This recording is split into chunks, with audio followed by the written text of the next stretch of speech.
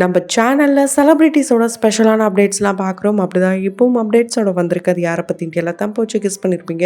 சிந்து பைரவி கச்சேரி ஆரம்பம் இந்த சீரியல்ல வர ஸ்னேகா பத்தி தான் பார்க்க போறோம். இவங்கள பத்தி பார்க்கறதுக்கு முன்னாடி இது வரைக்கும் யாரெல்லாம் நம்ம சினி சமூகம் சேனலை சப்ஸ்கிரைப் பண்ணலையோ அவங்க எல்லாரும் மறக்காம சப்ஸ்கிரைப் பண்ணிட்டு பக்கத்துல இருக்க பெல் ஐக்கனையும் மறக்காம பிரஸ் பண்ணிடுங்க. சிந்து பைரவி சீரியல் பார்த்தீங்கன்னா என்னடா இப்படி போயிட்டு இருக்கே அப்படின்ற மாதிரி தான் இருக்கு. ஏன்னா ஒரு பொண்ணு பொய் சொல்லி மேரேஜ் பண்ணுச்சு அப்படின்ற விஷயத்த ப்ரூவ் பண்றதுக்கு இவங்களுக்கு எவ்வளோ நாள் தான் ஆகும். ஏன்னா சீரியலை பொறுத்த வரைக்கும் இந்த சீரியல் மட்டும் இல்லைங்க, இவங்க மாட்டினா கதையே க்ளோஸ் அப்படின்ற மாதிரி தான் சிறகடிக்க ஆசை சீரியல்ல இப்போ ரோகிணி மீனா கிட்ட மாட்டின கதை.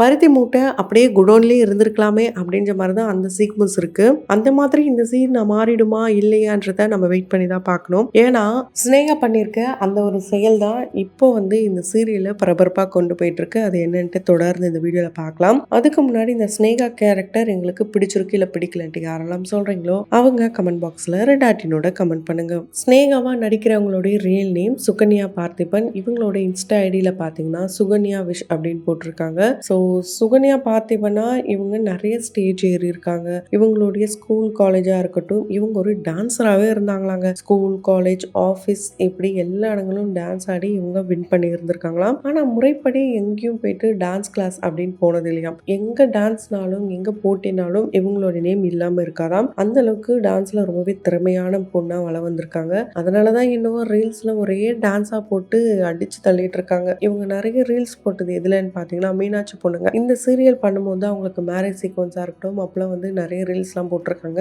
அந்த ரீல்ஸையும் தாண்டி ரீக்ரியேஷன் வீடியோலாம் கூட நிறைய போட்டிருக்காங்க. ஸோ இவங்களை பார்க்கறதுக்கு ஒரு பக்கம் நிவேதா பெத்ராஜ் மாதிரியும் இன்னொரு பக்கம் தமனா மாதிரியும் இருக்காங்க. இப்படிலாம் கூட கமெண்ட் பண்ணிட்டு வராங்க. ஸோ இவங்களை பார்க்க உங்களுக்கு யார் மாதிரி இருக்கு அப்படின்றத கமெண்ட் பாக்ஸ்ல கமெண்ட் பண்ணுங்க. இவங்கள ஃபர்ஸ்ட் டைமா நான் நோட் பண்ணது பாத்தீங்கன்னா ஈரமான ரோஜாவே சீசன் 2ல இவங்க ஹீரோவோட தம்பிக்கு பேர் பண்ற மாதிரியான சீக்வன்ஸ் இருந்திருக்கும். அதுக்கப்புறம் எப்படியோ அவங்களுடைய காதலன் கூட சேர்ற மாதிரியான சீக்வன்ஸ் இருந்திருக்கும். இந்த சீனை பாத்தீங்கன்னா நிறைய பேர் வந்து எதுக்காக இந்த பொண்ணு இப்படி பண்ணுது, இந்த பொண்ணு தேவையில்லை, ஹீரோவை ஹீரோயின் கூட சேர்த்து வைங்க, அதாவது ஹீரோவுடைய தம்பியும் ஹீரோயினுடைய தங்கச்சியும் சேர்த்து வைக்கிற மாதிரி சீன் வேணும் அப்படின்லாம் நிறைய பேர் கேட்டிருந்தாங்க. அதனாலேயே சீனை மாத்திட்டாங்க போல இருக்கு. ஃபைனலா இவங்க மேரேஜ் சீக்வன்ஸ் தான் ரொம்ப ரொம்ப அல்டிமேட்டா இருந்தது. ஏன்னா அந்த சீரியலை பொறுத்த வரைக்கும் அந்த மேரேஜ் சீக்வன்ஸ் தான் ரெண்டு பேரையுமே மாத்திருக்கும். கண்டிப்பா எல்லாருமே என்ஜாய் பண்ண இருந்திருப்பீங்க. இது வரைக்கும் என்னடா சீரியல் வரலாற்றிலே இப்படி இல்லையே அப்படின்ற மாதிரி தான் நிறைய பேர் இருந்து ரியாலிட்டியை பொறுத்த வரைக்கும் இந்த மாதிரிலாம் இருக்க வாய்ப்பே இல்லை. அந்த மாதிரி தான் இப்போ ஒவ்வொரு சீரியலும் போயிட்டு இருக்கு. ஏன்னா ஒருத்தங்களை எப்படி போட்டு தள்ளலாம், எப்படி வந்து அவங்கள வந்து அழிக்கலாம், இது போலதான் நினைக்கிறாங்களே தவிர எல்லாரும் எல்லார் வாழ்க்கையிலும் அந்த மாதிரி இருக்க போறதில்ல. குறிப்பா ஒரே வீட்டுல இருப்பாங்க, இவங்களை எப்படி வந்து கவுத்து விடலாமா அப்படின்ற மாதிரி தான் இருப்பாங்க.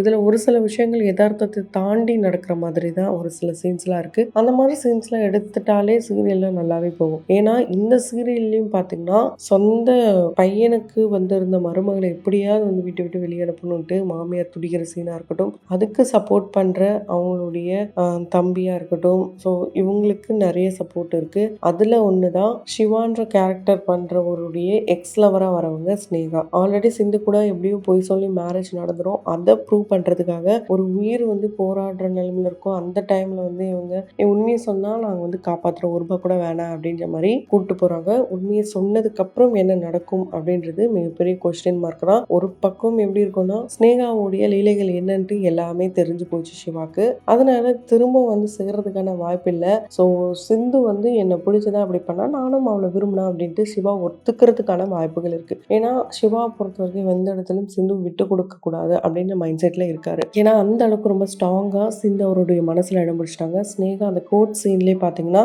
எப்பயோ வெளியே அனுப்பிச்சிட்டாங்க. இதுக்கப்புறம் ஸ்னேகாவுடைய சீன் வராதுன்னு பார்த்தா திரும்ப திரும்ப மிகப்பெரிய வில்லி மாதிரி காட்டுறாங்க. அவங்க வந்து ஒரு பாசிட்டிவ் கேரக்டர்ல நடிச்சாவே நல்லா இருக்கும். அந்த மாதிரி தான் மீனாட்சி பொண்ணுங்கள்ல பாத்தீங்கன்னா ரொம்ப சூப்பரா நடிச்சிருப்பாங்க. ஸோ அதுல வந்த ஆரியன், அதாவது ஷபானோடைய கணவர் ஆரியன், இவங்க அண்ணே அண்ணே அப்படின்ட்டு செல்லமா அவங்களுடைய போஸ்ட் எல்லாம் போட்டு ரொம்பவே வந்து பாசிட்டிவான வேலை காட்டியிருக்காங்க. இவங்க இந்த சீரியல் மட்டும் இல்லைங்க, ஒரு சில சீரியல்ஸ்ல இவங்களுடைய ரோல் இப்படிதான் இருக்கு. இன்னொருத்தருடைய ஹஸ்பண்டா இருக்கட்டும் இல்லைன்னா லவ்வரா இருக்கட்டும் இவங்க மேல ஆசைப்படுற மாதிரியான சீக்வன்ஸ் தான். அதுல இவங்க வந்து பூவே பூச்சி உடவால ஸ்ரீஜா அப்படின்ற ரோல் பண்ணியிருப்பாங்க. சிவா மஞ்சள சக்தி ஹீரோ மேல ஆசைப்படுவாங்க. கண்மணியா இருக்கட்டும், அதுக்கப்புறம் கார்த்திகை தீபம் இந்த சீரியல், இதயத்தை திருடாதே இதுல நவீன் மேல ஆசைப்படுற மாதிரி. ஸோ இந்த மாதிரியான விஷயங்கள்லாம் வந்து இந்த சீரியலை பொறுத்த வரைக்கும் இவங்களுக்கு மட்டும் ஏன் இந்த மாதிரி ரோல் கொடுக்குறாங்கன்னே தெரியல. பார்க்க ரொம்ப அழகா இருக்காங்க. கண்டிப்பா ஹீரோயின் ஹீரோயின் இல்லைனா கூட ஒரு பாசிட்டிவான ரோல் கொடுக்கலாம். கண்டினியூஸாக நிறைய சீரியல்ஸில் இவங்கள பார்க்க முடியுது. அடுத்தடுத்து இவங்களுடைய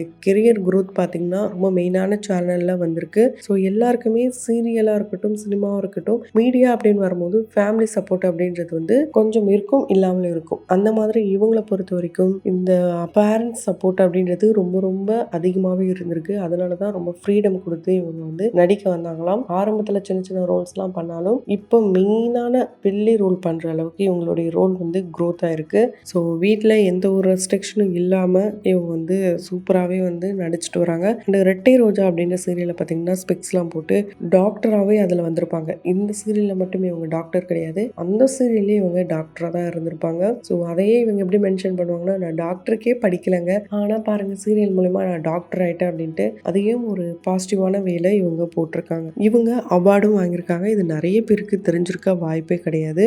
என்னன்னா நேஷ்னல் ஜிம் அச்சீவர் அவார்டு தான் இவங்களுக்கு கிடைச்சது. ஸோ இவங்களுக்கு அடுத்தடுத்த கெரியர் குரோத் பார்த்தீங்கன்னா ரொம்பவே பாசிட்டிவான வேலை இருந்தாலும் இவங்களுக்கு கிடைக்கிற ரோலில் பார்த்தீங்கன்னா நெகட்டிவான வேலை தான் இருக்குது. இவங்க மூவிஸ்லாம் கூட பண்ணியிருக்காங்களாம். அந்த மூவியுடைய நேமை டைட்டிலில் நான் கூடிய சீக்கிரம் சொல்கிறேன் அப்படின்ட்டு லாஸ்ட்டாக இவங்க கொடுத்துருந்த ஒரு இன்டர்வியூவில் கூட இவங்க சொல்லியிருக்காங்க. கண்டிப்பாக இவங்களுடைய ரோல் வந்து அதுலேயும் ஒரு நல்ல ரோலாக இருக்கும் அப்படின்னு எதிர்பார்க்கலாம். இவங்க நல்லாவே தமிழ் பேசுகிறாங்க. நிறைய ஷோஸ்க்கெலாம் இவங்க வந்திருக்காங்க. குறிப்பாக புகழ் அண்டு ரக்ஷன் இவங்க 2 பேரும் சேர்ந்து வந்திருந்த அந்த ஒரு ஷோவாக இருக்கட்டும். ஸோ இவங்க வந்து ஒன் ஆஃப் த கண்டஸ்டண்ட்டாக இருந்தாங்க. அதை தொடர்ந்து இப்போ ரீசெண்டாக நடந்த ஷோஸ்க்கெலாம் கூட இவங்க வந்திருந்தாங்க. ஸோ இப்படி தன்னைத்தானே எங்கேஜிங்காக இருக்காங்க. அண்ட் நிறைய ரீக்ரியேஷன்ஸ் ஃபோட்டோஸ், நிறைய ஃபோட்டோஷூட் அண்ட் மாடலிங் பண்ணிட்டு இருக்காங்க. அது மட்டும் கிடையாதுங்க, இவங்க வந்து சாங் கூட ரீக்ரியேட் பண்ணுறாங்க. அதையும் வந்து போஸ்ட் பண்ணியிருந்தாங்க. அதாவது அந்த பாடல் எப்படி இருக்கோ அதே மாதிரி கெட்டப்லாம் போட்டு இவங்க பண்ணியிருப்பாங்க. அது ஜென்ஸ் கெட்டப்பாக இருந்தால் கூட இவங்க போட்டு பண்ணியிருக்காங்க. ஸோ இந்த மாதிரி ரொம்பவே எங்கேஜிங்காக அவங்களுடைய ஃபேன்ஸை வச்சுட்டே இருக்காங்க. இவங்களுக்கும் ஃபேன்ஸ் பார்த்தீங்கன்னா ஒரு கிட்டத்தட்ட 1 lakh கிட்ட ஃபாலோவர்ஸ் இருக்காங்க. பல வருஷமாக இந்த இண்டஸ்ட்ரியில் இருந்தாலும் சின்ன திரையில் இவங்களுக்கு நல்ல வரவேற்பு இன்னும் கிடைக்கல அப்படின்னு தான் சொல்ல முடியும். ஆனால் கூடிய சீக்கிரம் இன்னும் அடுத்த லெவலுக்கு போவாங்க அப்படின்னு எதிர்பார்க்கலாம். ஸோ இங்கே வந்து ரொம்ப டாப் லெவலில் இருக்கிறவங்களுக்கு ஒரே சீரியலில் மட்டுமே கிடைக்கல. ஸோ ரொம்ப ஸ்ட்ரகிள் பண்ணதுக்கப்புறம் தான் கிடைக்குது. அந்த மாதிரி தான் இவங்களுக்கும் இவங்க நிறையவே ஸ்ட்ரகிள் பண்ணி தான் இந்த ஒரு ஸ்டேஜுக்கு வந்திருக்காங்க. கண்டிப்பாக அடுத்தடுத்த ப்ராஜெக்டில் இவங்களை நம்ம பார்க்கலாம் அப்படின்னு சொல்லலாம். அது எல்லாமே வெற்றியடைய நம்மளுடைய சினி சமூகத்தின் வாயிலாக வாழ்த்துக்களை தெரிவித்துக் கொள்ளலாம். தொடர்ந்து வீடியோஸ்லாம் பார்க்கணும்னு நினச்சிங்கன்னா உடனே சேனலை சப்ஸ்கிரைப் பண்ணிட்டு பக்கத்தில் இருக்க பெல் ஐக்கனையும் மறக்காமல் ப்ரெஸ் பண்ணிவிடுங்க.